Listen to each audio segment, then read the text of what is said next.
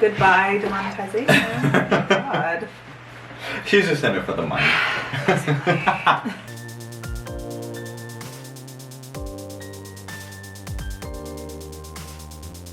Okay, so this is Candace. And Xavier! We are Soul Talk! Woo! And we're here having our soju series. Yes, sir. First episode was me talking about being a homosexual man. I was very nervous. I hope you guys liked the video. I was nervous! Did I seem nervous? No. Okay, good. I like talking about myself. Second episode. Unfortunately, I don't get to talk about myself. Candace is going to do most of the talking.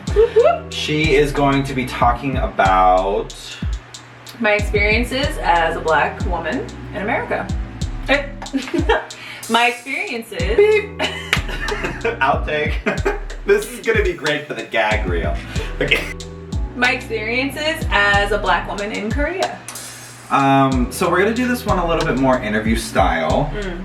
I just kind of like blabbed for 75 minutes in our last episode.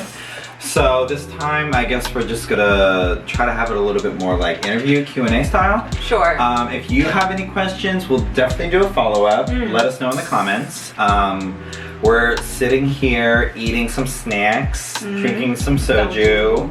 I have chomchorom because it's delicious, and she has some mystery gross flavor. Whatever. I literally, okay, first of all, if you don't speak Korean, it sounds gross because it is. No. I mean, it's grapefruit, which is a delicious fruit, but it's good. So it is sweet, but regular soju tastes and smells like rubbing alcohol. I can't get more than one shot in before I'm like, oh. All right, so let's cheers. Cheers to our subscribers. And being black. And being black. And being gay. Come on. Yes, and being gay. Queer, come on. Okay, so let's just start with like something weird and interesting. Can I have one of those? Yes, you may. Is it hard to date Korean men as a black woman? These are gross. No, you did not just waste my damn pepper. Okay, that is a question that I could seriously take 3 days to answer, that I could write a thesis on, honestly. But to give you the short answer. The abstract. We want the abstract. Right. Yes, it is difficult to date as a black woman in Korea. I'm going to stop everything right here and say we said this in our last video. Disclaimer, you know, our experiences are our own. We're not speaking for our tribe. We're not speaking for other individuals that look like us or act like us or talk like us. We are speaking from our own experiences. Yes. We are not trying to infringe on anyone else's experience. Don't come for her. Please. Don't come for me. Sensitive. I'm not. Just know that she's being real. She's just talking about her own experience, and maybe there's some other black woman who's had a different experience, or a gay man who's had a different experience, but we're not talking about them right now. We're talking about us. Yes. Continue. All right, so for those of you who don't know, and you should know because I'm sure you watched my tag video where I explained this, but if not, that's fine. You should just go and watch the other video because I'm not going to explain it here. I've lived in Korea. The soju's coming out. I've lived in Korea for almost 7 years. I'm gonna round up and say 7 years. And during that time, I did a lot of dating. How many guys? Give us a number. I would say 3 that I would consider long-term boyfriends, meaning 6 months or more. But I have dated other men for maybe like a month or 2 before it kind of just fizzled out. So those long-term boyfriends, were they Korean? So this is where it gets interesting. 2 of as if it wasn't interesting before. Right? 2 of them were gyopo. For those of you who are not in the know, a gyopo is basically Korean ethnically, like Korean blood, but they've lived and been raised and socialized abroad. So the 2 gyopos that I dated was my first boyfriend, and we were together for 2.5 years. Then I dated another guy off and on for about 5 years, y'all. And remember, I was here for almost 7 years, so that was a love affair that wouldn't die. And then I dated a white American soldier for about 6 months. That's the tea. Yeah, there it is. So, I feel like Anderson Cooper or like Christiane Amanpour. Oh yeah, She's queen. feeling that. Heck yeah. So let's, for this video, if you guys are interested in the other dating, you know, stories, let us know. Yeah. Let's, for And this that could be a video, whole separate thing. yeah, focus on just the Koreans. Yes. Does Gyopo count? We should have talked about this before. We didn't. Does Gyopo count? No. I okay, wanna say that no. face says no. Okay, so I we're wanna say just no. talking about being a black woman in Korea. Let's talk about Korean men. First dates, go. First dates, tell me about them. So, similar to Xavier, most of the dates that I'd say almost all of the dates that I've ever had with any Korean man, like Korean, have been from Tinder or from language apps.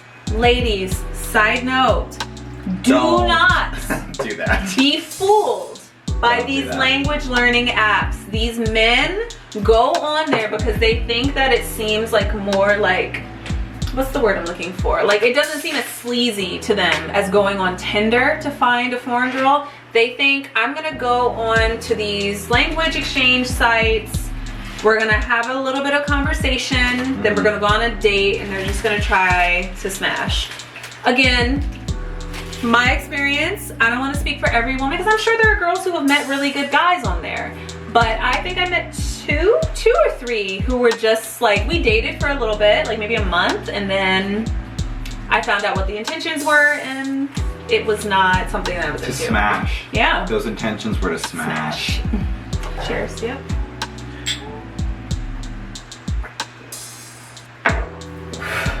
Someone has to go to work tomorrow, and it's me. Nope, I'm not this girl.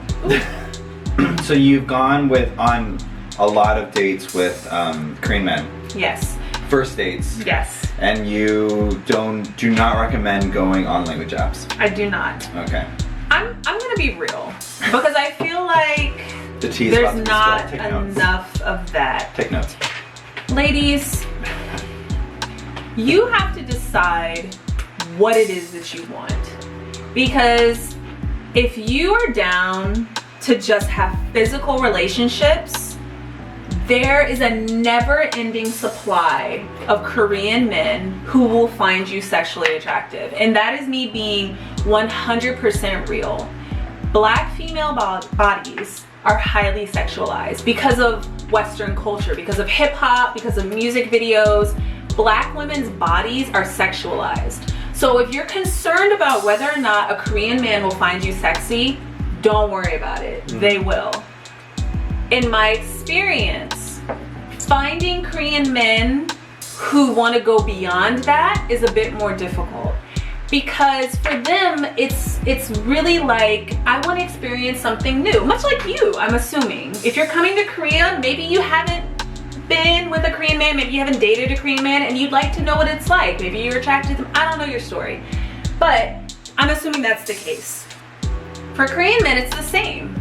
They'd like to experience it. People want to try new things. So if you are in the mindset that you're here to have fun, to meet new people, try new things, get your groove on, Stella style, Get your life. right? Get your life. You're gonna have a great time. Just be safe. This is the real tea. This It's got real. really real. Like, because I You don't. guys, this got so real. Oh my god. What is happening right now? I've never heard these stories. She's never even said this I stuff to me. know. Oh my god. I used to be really concerned about like, oh, I don't want people to think a certain thing about me, but it's like, you need to know. You need to know. Don't Real. come here That is so real. and be fooled. I don't want you to, because again, 7 years, girls, 7 years of experience. Like, don't get caught up. You know, in the beginning, I had a great time because I was like, yeah, oh my God, Korea, Asian men, yeah, whatever. Get your gig.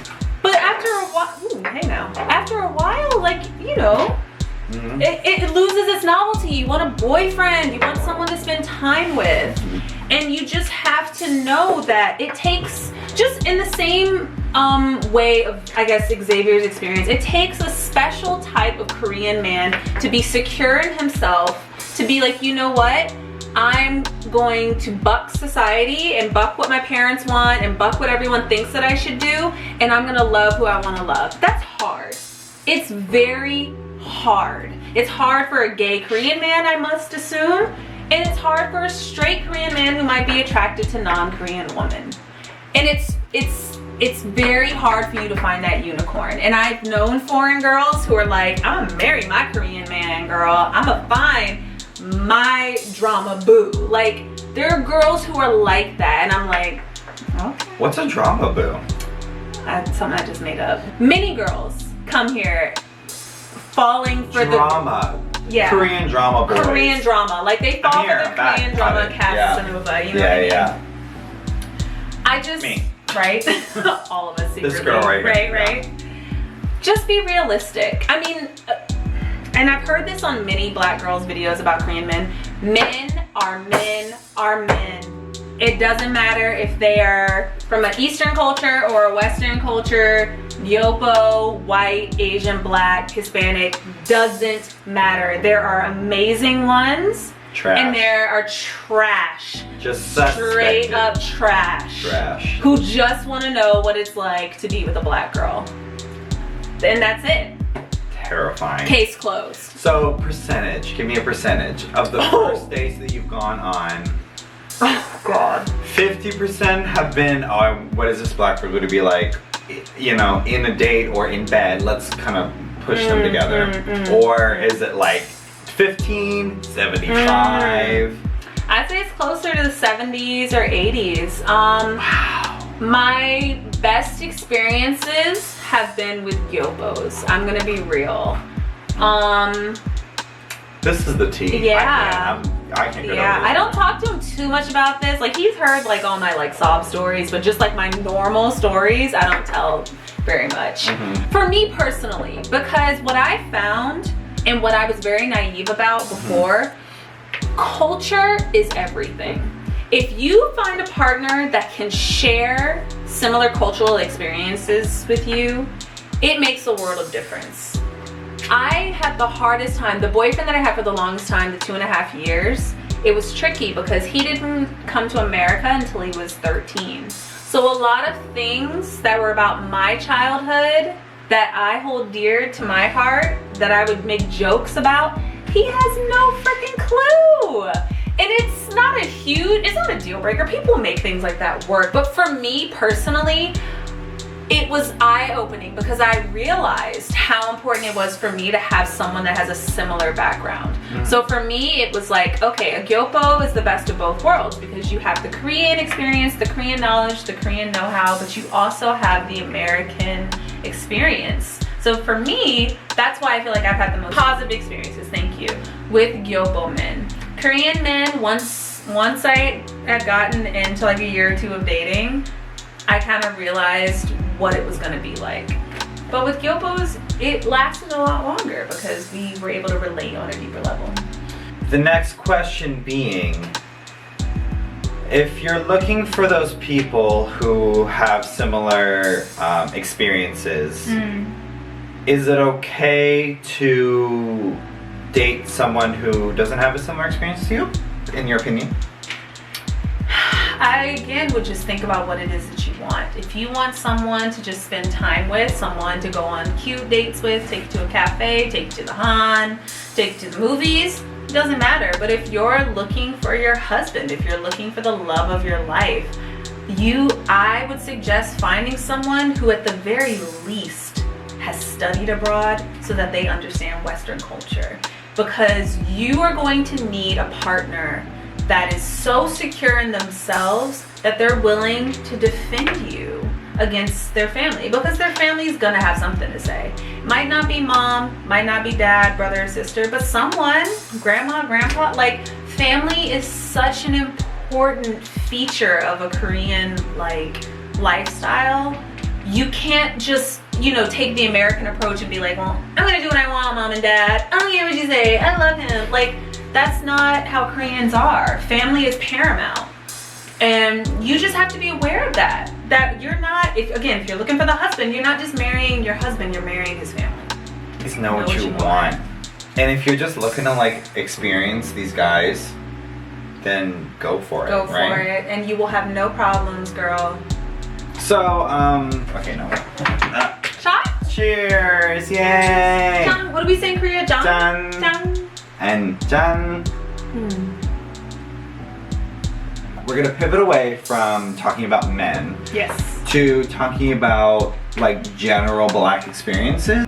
What is the general experience with just, not even with Korean men, like men our age, Korean older individuals, men, women, just being surprised to see a dark-skinned individual. Imagine living in a culture where everyone looks like you.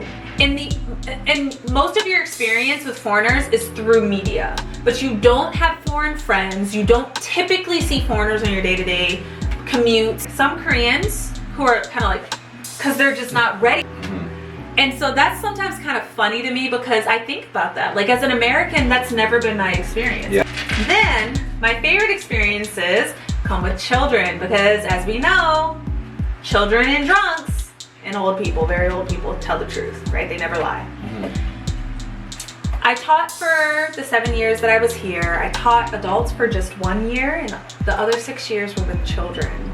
And for the most part, my experience as being an English teacher in Korea was very interesting because I thought going into this situation that my race was going to be a hindrance for me getting jobs. I genuinely thought that because when I first came to Korea, I applied with a friend who was Cambodian ethnically. And it took quite a while for us to get positions because we were very much like, we're sticking together, girl. Like, we're gonna get a joint position. Like, both of us are gonna work at the same school, right? So, we applied in May. We didn't hear back until November. So the entire time. What? Yes. So the entire time I'm thinking, crap, I'm the holdup. We talked to our recruiter to see what was up. She was like, you know, I'm really sorry, I don't know how to say this, but the schools aren't really interested in having your friend because she's Asian.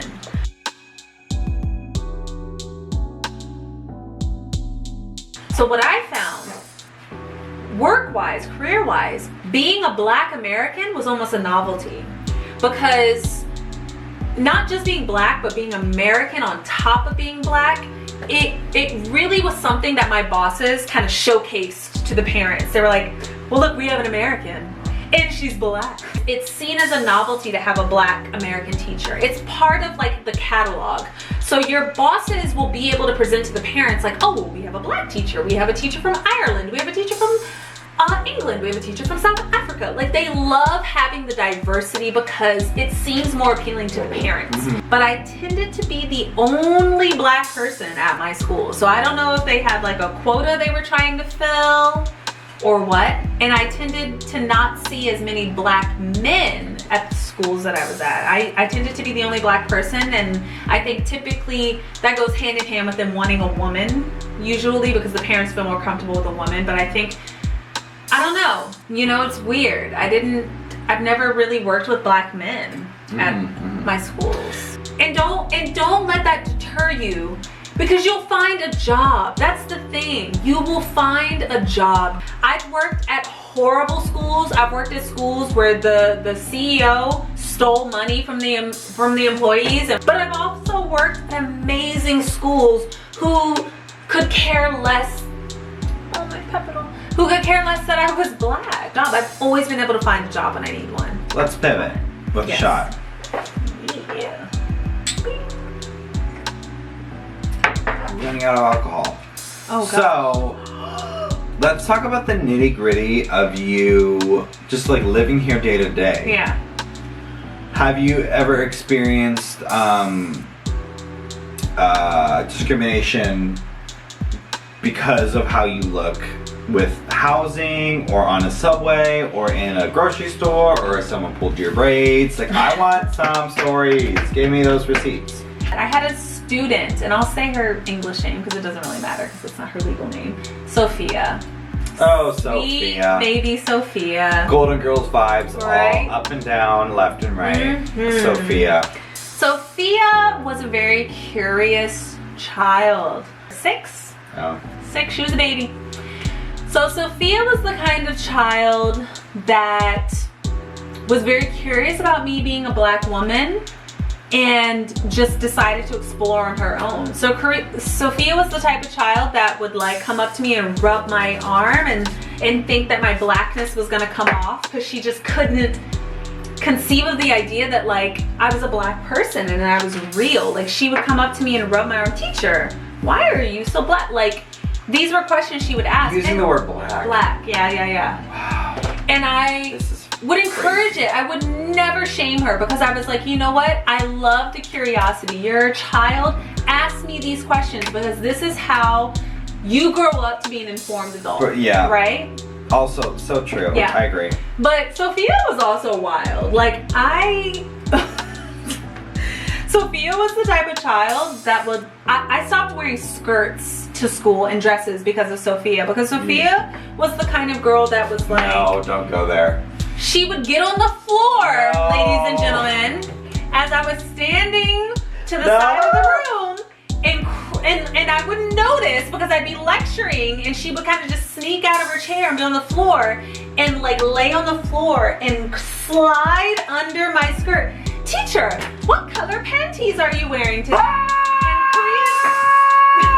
And I would just be so uncomfortable. Like I would get sexually harassed by this child like so often. She would try to lift up my skirt, like, but here's the thing, she was a little girl. She was curious because I was a woman. I didn't look like her mom. Her only concept for womanhood was her mother, her grandmother, her aunts, her uncle. I don't look like them. So like on the surface level, I'm like, you're a little girl, you're 6, 7 years old, you're curious. I'm gonna try to encourage this as much as I can. Don't lift under my skirt, Sophia. Okay. So, we need some overarching themes from what you just talked about for about 77 minutes. Basically. The first thing we talked about was boyfriends. And I think one of your major points was... know what you want when you come here. And it's also difficult to date Korean men as a black woman, so maybe don't have such high expectations. Yeah, just go in for fun, especially if you're young. Like I came when I was 22. Just be open. Don't try to find your husband at 22. Girls, live. Because she was trying to find a husband. I was. I didn't even know her then, and I know that now. I can guess. Yeah. Then we talked about a little bit of the professional life as a black woman. So we talked about those two things, and then we talked about just general brown experience in Korea with like people touching your hair, or you know, you always hear horror stories. Yes. Can I just say, final thoughts on this particular video, being black in Korea. Know who you are before you come to this country. And this goes beyond being black in Korea. It comes to being gay in Korea. It comes to being a cisgendered white male in Korea. Know who you are. T. That's the T. Right? T. Because Koreans know who they are. They have a long history. They know where they're coming from. They understand who they are as a people. They understand where they are going as a people. As a black woman, I know that I will never be a Korean woman.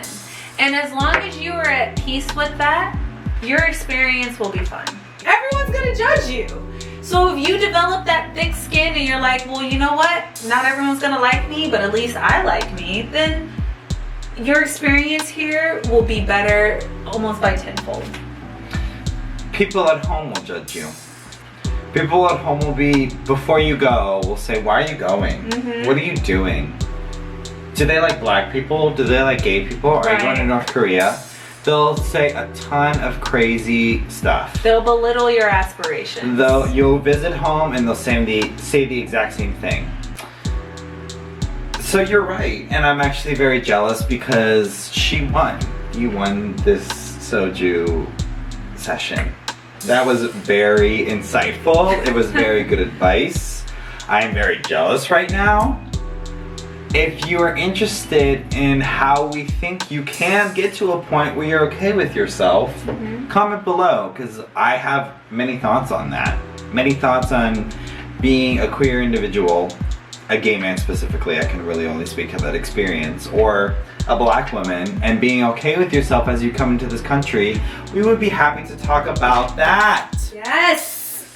So, thank you guys for watching. Honestly, this has been a journey for me. Me as well. Honestly. I feel a lot better. I don't know how you all feel, but I feel a lot better. Same.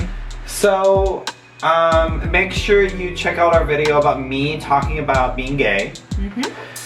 Make sure you look out for her series, 6x30. Also, remember to check out our Instagrams linked below. We're both on Twitter, linked below. I talk a lot about politics and a lot about being queer, so get ready for the tea to be spilled to the children. Also, I love fashion. Check out my blog, TheFinalWalk.net. I'm also going to be getting back on my YouTube channel, The Final Walk, so look out for that. This has been Candace. And Xavier. Bye. Bye.